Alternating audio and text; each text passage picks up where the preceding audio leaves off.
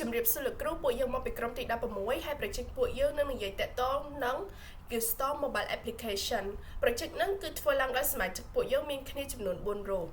ថ្ងៃនេះពួកយើងនឹងនិយាយតាក់ទងនឹង introduction ខ្លះៗរបស់ mobile app យើង feature ដែលពួកយើងមាន challenge ដែលយើងជួបប្រទះក៏ដូចជា technology ដែលយើងប្រើប្រាស់នៅក្នុងការធ្វើ mobile app ហ្នឹង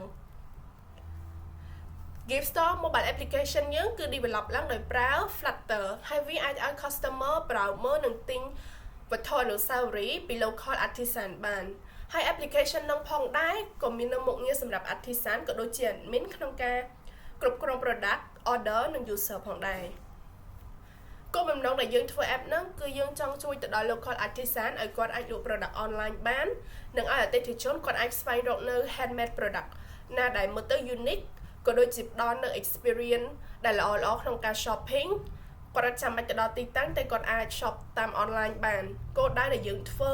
គឺយើងនឹង build ជា complete Flutter application ដោយ connect app នឹងជាមួយនឹង back end store ទិន្នន័យរបស់ user support role ផ្សេងៗរបស់ user ក៏ដូចជារៀនធ្វើនៅ full stack mobile development feature ដែលពួកយើងមាននៅក្នុង app ហ្នឹងគឺចែកចេញជា3 role customer artisan និង admin customer role គឺមានន័យថានៅពេលដែលយើង log ចូលជា customer យើងអាចប្រើមើល product បានយើងក៏មាននៅ guest role ដែរដែលពួកយើងចាំបាច់ log in ទេគឺយើងអាចប្រើមើលបានប៉ុន្តែនៅពេលដែលយើងត្រូវការ order product អីគឺចាំបាច់ត្រូវតែមាន account ចឹងបើសិនជាយើង log មាន account ហើយគឺយើងអាចប្រើ product មើល search product មើល add to cart favorite អាច chat ជាមួយ artisan បាននឹងអាចធ្វើ quick បានហើយយើងក៏អាចមើលនៅទីតាំងរបស់ artisan ដែលនៅជិតយើងតាមរយៈ map ផងដែរចំណែក artisan វិញគឺគាត់អាច add edit និង delete product របស់គាត់បានគាត់អាចមើល order និងគ្រប់គ្រងហាងរបស់គាត់ចំណែក admin វិញគឺគាត់អាចmanage artisan ដូចជាការបង្កើត account artisan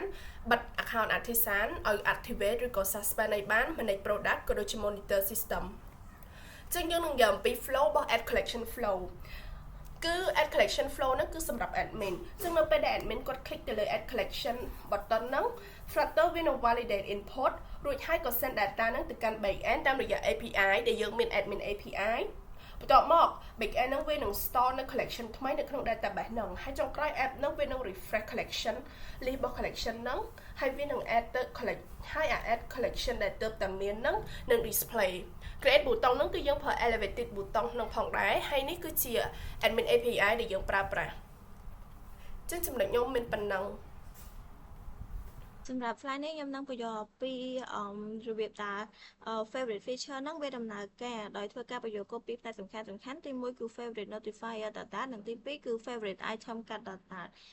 សម្រាប់ទី1ពី favorite notifier data សម្រាប់ក្នុង file ហ្នឹងគឺវាមានពីរខ្លះសំខាន់ដែលខ្លះទី1គឺ favorite notifier ដែលខ្លះហ្នឹងវា extend chain notifier ដែលវាមានន័យថានៅពេលដែល data វាផ្លាស់ប្ដូរវានឹងប្រាប់ widget ទាំងអស់ហ្នឹងឲ្យ update ខ្លួនឯងដោយ file ប្រវត្តិហើយនៅខាងក្នុងខ្លះហ្នឹងគឺវាមាន function សំខាន់ចំនួន3ដែលទី1គឺ if favorite function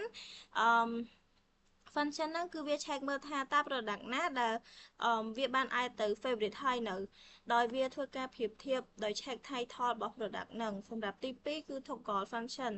ដែល function ហ្នឹងវាគឺជា function មួយដែលវា check មើលនៅពេលដែល user គាត់ចុចលើបេះដូងលើ product ហ្នឹងបើ product ហ្នឹងវា add ទៅ favorite ហើយវានឹង remove វាចេញតែបើសិនជាអត់ទាន់ add ទេវានឹង add វាចូលទៅក្នុង list favorite ហ្នឹងហើយចុងក្រោយវានឹងហៅ notify listener ដើម្បីប្រាប់ widget ទាំងអស់ឲ្យវា reveal វិញទី3គឺ remove function function ហ្នឹងវានឹងធ្វើការលុប product ចេញពី favorite list ដោយផ្ទាល់ដោយប្រើ remove វាដើម្បីរក product ដែលវាមាន title ដូចគ្នាហើយសម្រាប់ខ្លះមួយទៀតគឺ favorite provider សម្រាប់ខ្លះហ្នឹងគឺវា extend inherited notifier ដែលជា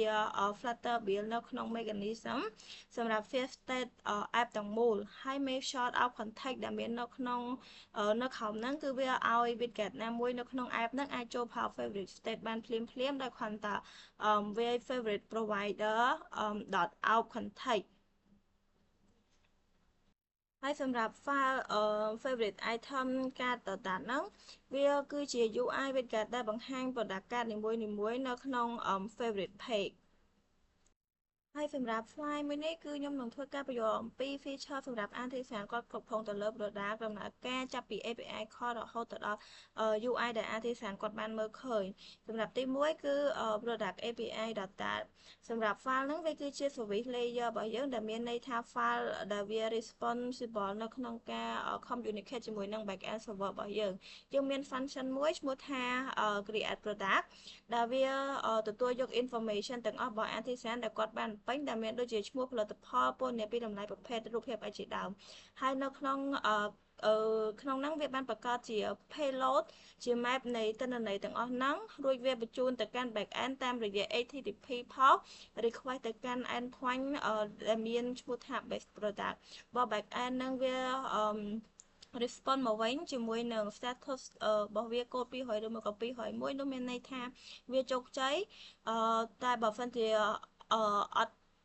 អត់ request មកវិញជាមួយនឹងអត់ respond មកវិញជាមួយនឹងអាហ្នឹងទេគឺវាមានន័យថាអាហ្នឹងវា error ហើយ app វានឹងចាប់ error ហើយវាបង្ហាញពីថាអាហ្នឹងវា error អីគេវិញ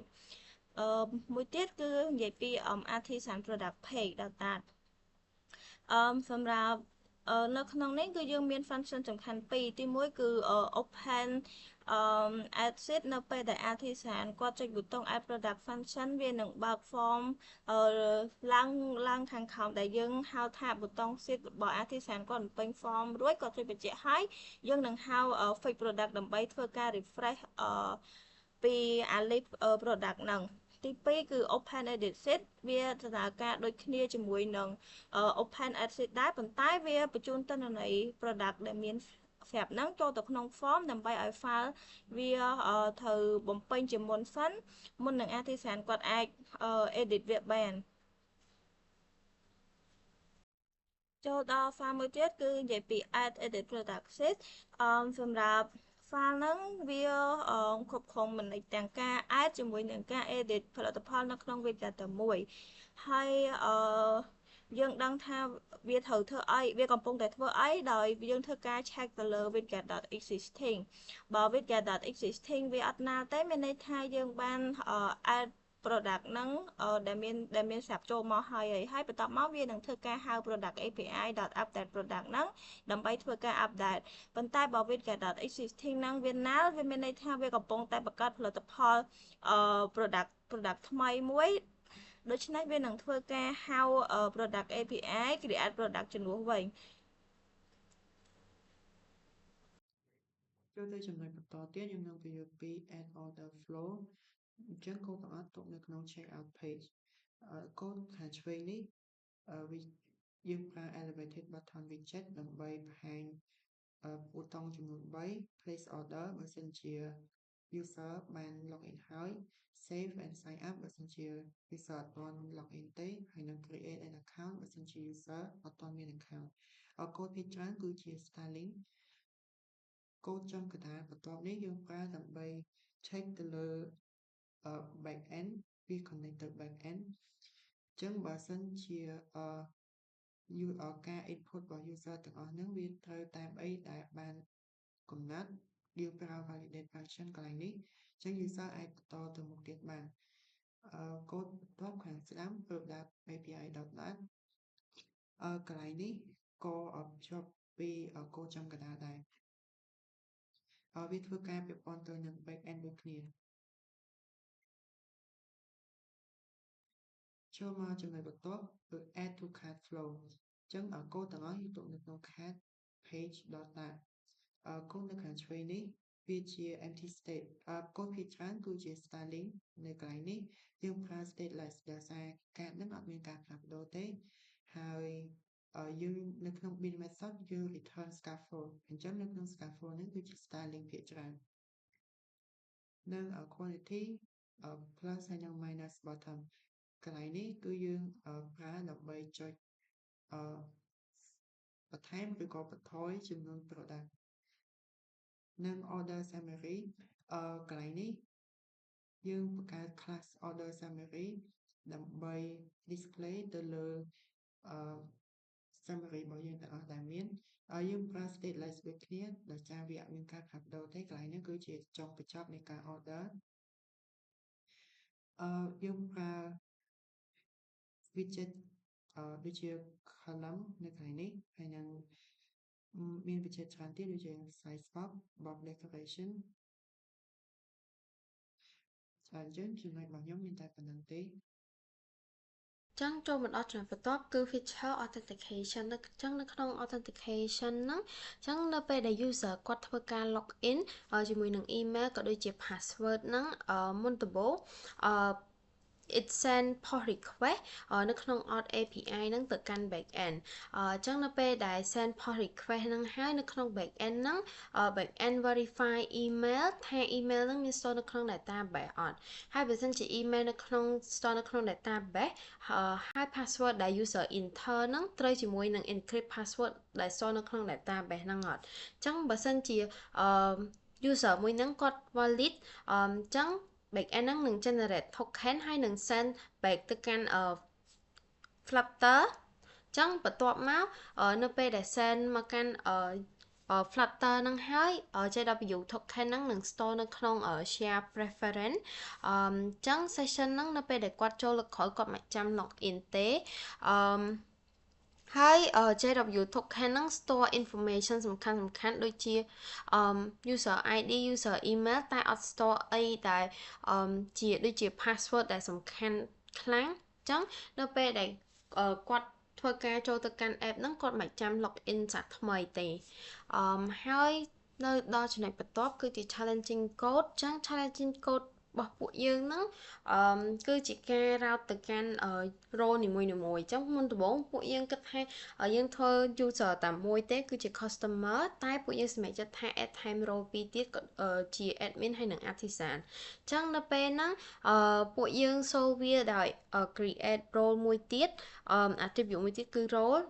ហើយនៅពេលដែលចឹងនៅពេលដែល user គាត់ login ពួកយើងនឹង filter role របស់ពួកគាត់ហើយក៏លេខverify ថាបើសិនជាគាត់ជា customer ឲ្យ route ទៅកាន់ page customer បើសិនជាគាត់ជា admin ឲ្យ route ទៅកាន់ page admin ហើយនេះគឺជា backend module ចឹងពួកយើងបាន implement backend ខ្លះហើយក៏ភ្ជាប់ជាមួយនឹង app របស់ពួកយើងមានដូចជា authentication card category product order ហើយនិង favorite ហើយចំពោះ technology use ដែលពួកយើងបានប្រើនៅក្នុង app នេះមានដូចជា Flutter, Dart, VS Code, Nest ហើយក៏ដូចជា MongoDB ហើយចំណុចបន្ទាប់គឺជា task responsibility table អញ្ចឹងនេះគឺជា task នីមួយដែល member របស់ពួកយើងបានធ្វើនៅក្នុង app ហ្នឹងអញ្ចឹងជាចុងបញ្ចប់ចូលមកដល់ conclusion ពួកយើងបាន successfully build Gift Store app មួយដែលមានឈ្មោះថា Khmer Treasure ហើយពួកយើងបានភ្ជាប់វាជាមួយនឹង backend ដើម្បីឲ្យវាមាន functioning នៅក្នុង app ហ្នឹងហើយចំពោះ future work ពួកយើងចង់ include online payment ក៏ដូចជា order tracking ហើយក៏ដូចជា login system ដែលភ្ជាប់ទៅជាមួយនឹង social media ខ្លះដូចជាអាច login តាមលេខទូរស័ព្ទបានក៏ដូចជា Google Facebook something like that ហើយពួកគាត់ក៏អាចchat ទៅកាន់ artisan បានដែរអញ្ចឹងនេះគឺជាចុងបញ្ចប់នៃការ present របស់ពួកយើងអរគុណ